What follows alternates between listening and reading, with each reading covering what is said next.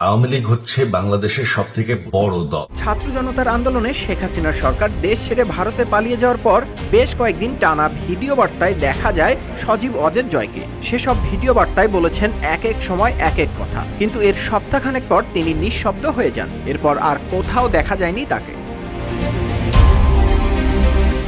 এদিকে সম্প্রতি সামাজিক মাধ্যমে ভাইরাল হয়েছে সজীব অজের জয়ের একটি ছবি, কিন্তু একই অবস্থা। দীর্ঘদিন পর পাবলিক প্লেসে তার উপস্থিতি নিয়ে চলছে নানা আলোচনা সমালোচনা, তবে তার চেহারা দেখে সবাই একেবারে অবাক।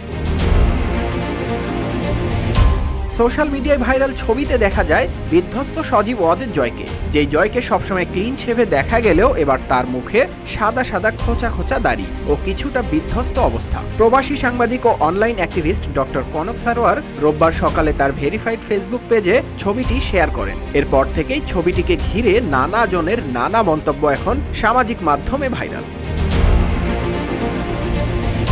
ছবিটি ক্যাপশন সহ শেয়ার করে তিনি লিখেছেন, বাংলাদেশের জনগণের জন্য অন্যতম সম্পদ লুণ্ঠনকারী পলাতক হাসিনার পুত্র এখন নিঃসঙ্গ। কনক সারোয়ার আরও লিখেছেন, আওয়ামী লীগের জন্য ছোট হয়ে আসা পৃথিবীতে নিজের ভবিষ্যৎ নিয়েও তার চেহারায় উদ্বিগ্নতার ছাপ রয়েছে। মাত্র 221 দিন আগে যে জীবন ছিল এখন তা একেবারে বদলে গেছে। গত 7 মাসে তার বয়স যেন এক ধাক্কায় 7 বছর বেড়ে গেছে।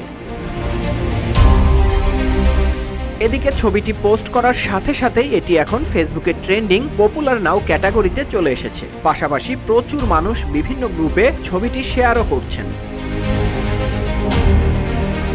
নিউজ ডেস্ক, রূপালী বাংলাদেশ।